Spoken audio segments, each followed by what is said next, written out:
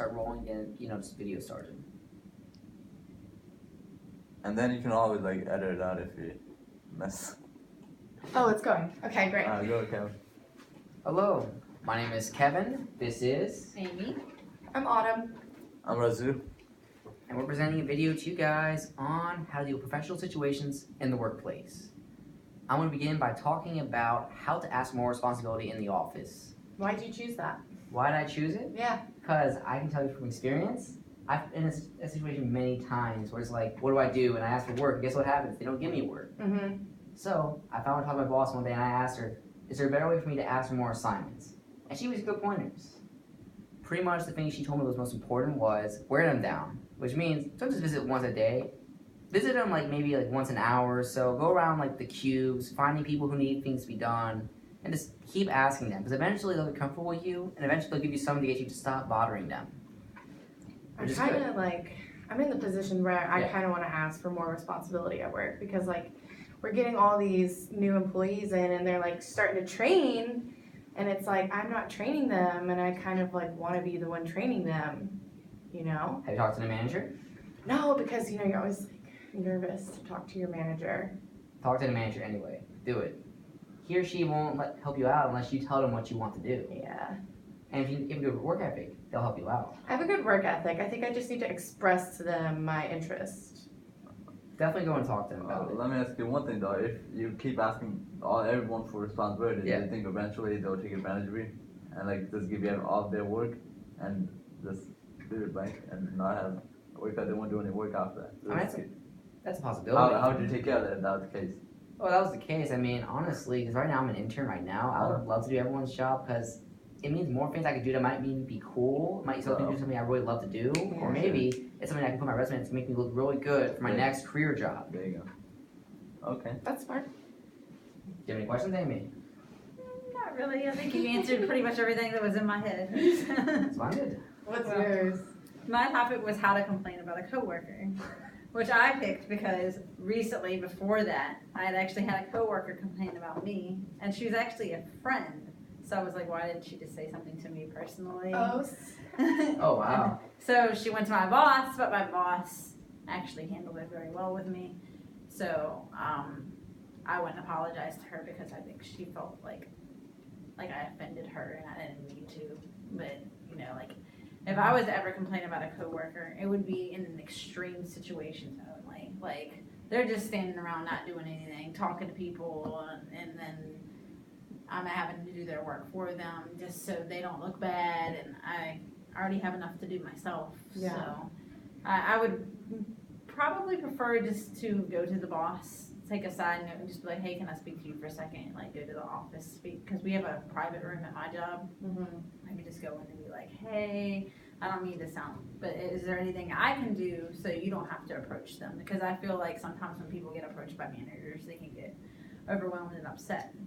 So, but you definitely don't want to be the person who tells on everybody, though, because that can give you a really bad reputation and you're not going to have any friends. So, I work in a restaurant, and all we do is sit around and complain about each other constantly. Sounds like a great work environment. Yeah. But I mean, we don't go and do anything about it. We just complain to each other amongst ourselves. We work retail, and most people stand around talking, complain about the managers. Yeah.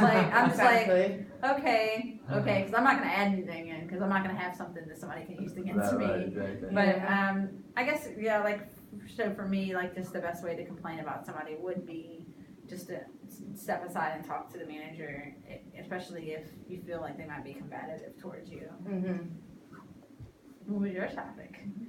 Yes, what was Mine's kind of all about this, communication, how you could reach out to people through email, texting, face to face. So I really focused on what is the best method, when you should approach people with those various forms of communication. I feel if you really want to push a subject and make it known its importance to you, obviously you want to reach out and be face to face with it, because you can really see the body language. There's more opportunity for an exchange of ideas and feedback, and people can really sense the importance. So I'm you don't want to text your boss about, About what? a raise or something. Like, Okay. maybe you should approach them face to face for that.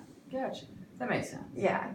But like, and if you just need to like get a quick question in, then yeah, like email, text, phone call. I had a whole paper written about each type of one. I just like don't remember it anymore. Well, mine was about how to have a positive presence in social media. Yeah. And the reason I picked that is because we're all college students, and we might not know it, but once we get a graduate and we're trying to get a job or internship, all the workplaces will be looking at our social media, and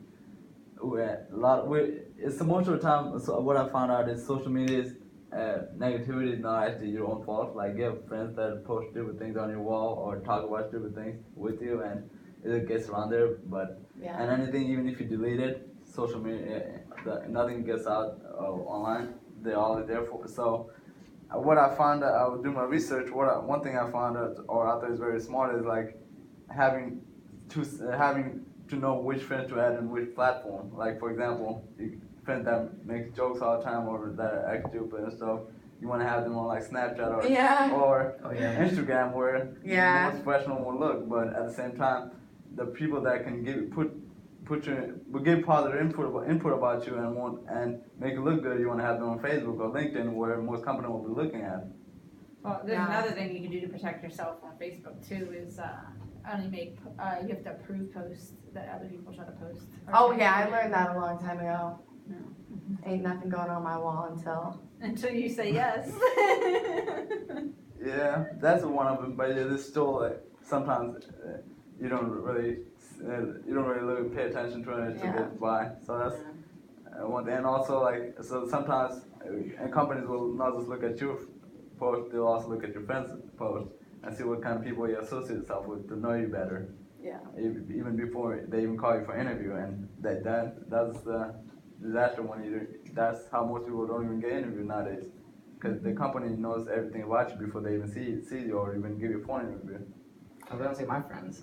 I've been going through and like untagging me in so many pictures, and Exactly. every time like it pops up on the beginning of Facebook, like your memories, and then I can see what I posted in like 2010. I'm like, I go through every day and literally delete like what I was saying when I was like 14, because like, I have this theory that like we're like the pioneers of social media. Like, I'm 24, Right. so when I was 14, I was like just getting onto Facebook. Before that was MySpace, but MySpace is dead, so like it doesn't matter. But What was MySpace? I'm older, so I joined Facebook when it first started, and it was called The Facebook, and you had to have a college email account in order to join Wow. Oh, it. the email. Wow, that's pretty. But I just see like social media, like Yeah. my age, when I was 14, we didn't have anybody really before us out there posting on these sites. So we just kind of went crazy, and we didn't care, and we post whatever. Exactly, yeah. And we never saw repercussion because we weren't there yet. And then now, 10 years in the Paying the future, price.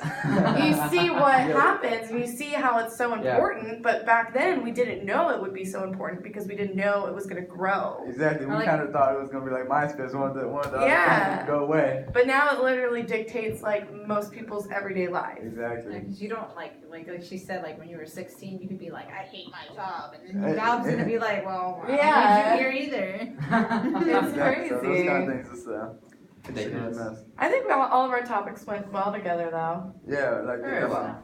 we Very. definitely talked about like the work environment and everything, and so I think it flew pretty well. Yeah, And important stuff. All right. Next week important on stuff the we Kevin need to, Show. important stuff you need to know once you get out of college. All right. I hope they can hear on this. Okay. Bye.